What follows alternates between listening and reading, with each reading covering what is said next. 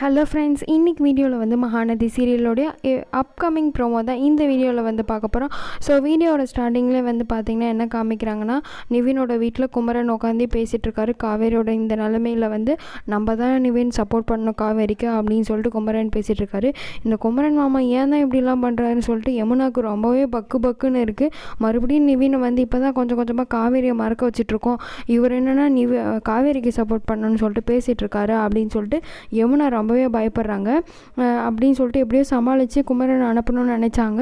உடனே வந்து நிவின் வந்து நான் அந்த வழியாக தான் போகிறேன் குமரா அப்படின்னு சொல்லிட்டு நானும் வரேன் அப்படின்னு சொல்கிறாங்க. சரி 2 பேரும் போகலாம். ஐயோ 2 பேரும் ஒன்றா போகிறாங்களா? 2 பேரும் பேசிக்கிட்டே போவாங்களே, குமரன் மாமா இன்னும் எல்லாத்தையும் சொல்லிகிட்டே போவார் அப்படின்னு சொல்லிட்டு ரொம்பவுமே பயப்படுறாங்க யமுனா. உடனே வந்து இதை வந்து கண்டுபிடிச்சிடுறாரு குமரன் பார்த்துட்டு வந்து கேட்குறாரு, என்னாச்சு யமுனா அப்படின்னு சொல்லிட்டு. உடனே வந்து நிவினும் பார்த்துட்டு, என்ன உனக்கு நாங்கள் போகக்கூடாத மாதிரி பார்த்துட்டே இருக்க, என்ன பிரச்சனை உனக்கு அப்படின்னு கேட்குறாரு நிவின்.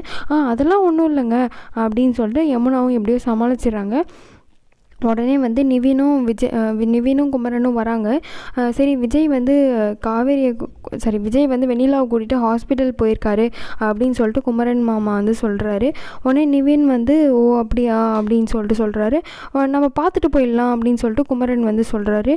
அவருக்கு ஃபோன் பண்ணுறாரு. யாருக்கு ஃபோன் பண்ணுறீங்கன்னு சொல்லிட்டு நிவின் வந்து குமரன்கிட்ட கேட்கும்போது, நான் வந்து விஜய்க்கு தான் கால் பண்ணுறேன். அவருக்கு எதுக்கு இப்போ கால் பண்ணுறீங்க அப்படின்னும்போது, பார்த்துட்டு போயிடலாம், அவர் இங்கே தான் ஹாஸ்பிட்டலில் இருக்கார் அப்படின்னும்போது, உடனே வந்து விஜய் காலையும் அட்டன் பண்ணுறாரு. எங்கே இருக்கீங்க பிரதர்? ஹாஸ்பிட்டலுக்கு வெண்ணிலாவை தான் கூப்பிட்டு வந்திருக்கேன் பிரதர் அப்படின்னு சொல்லிட்டு விஜய் வந்து குமரன் கிட்ட சொல்கிறாரு.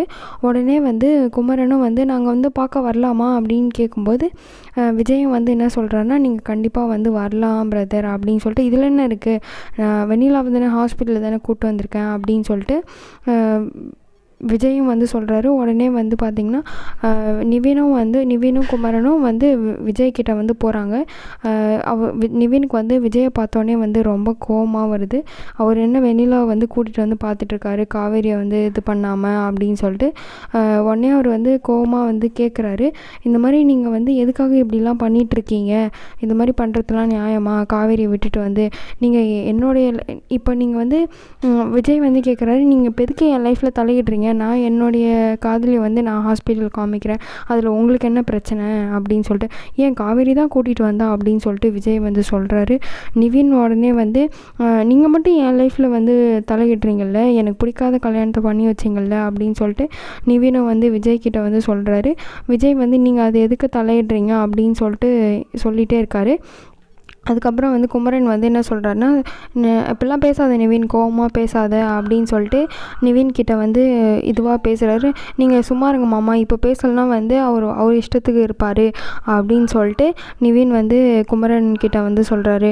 விஜய் வந்து நான் வந்து காவேரி விட்டுட்டு வந்துட்டேன் அப்படின்னு நான் உங்ககிட்ட சொன்னேன்னா, காவேரிக்கும் எனக்கும் எல்லா அண்டர்ஸ்டாண்டிங்கும் இருக்குது, நீங்கள் சும்மா எல்லோரும் தலையிடாதீங்க, எங்களுக்கே எந்த பிரச்சனையும் இல்லாத போது நீங்கள் எதுக்கு தேவையில்லாமல் வந்து பிரச்சனையை க்ரியேட் பண்ணுறீங்க, நாங்கள் பிரச்சனை கிரியேட் பண்ணுறோமா அப்படின்னு சொல்லிட்டு நிவின் வந்து விஜய் வந்து என்ன சொல்கிறாருன்னு பார்த்தீங்கன்னா, நான் ஒன்றும் காவேரி வந்து தூக்கி போட்டு வரல, நான் வெண்ணிலாவை நான் லவ் பண்ண பொண்ணு, அவளை குணப்படுத்த தான் வந்திருக்கேனே தவிர காவேரி கூட மட்டும் தான் நான் வாழ்வேன் அப்படின்னு சொல்லிட்டு சொல்கிறாரு.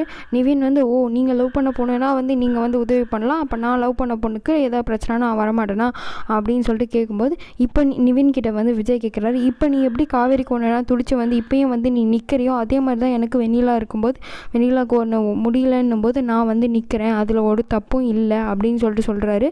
நீங்கள் நல்லா பேசுவீங்க எல்லாத்தையும் அப்படின்னு சொல்லிட்டு நிவின் வந்து நல்லா சொல்கிறாரு.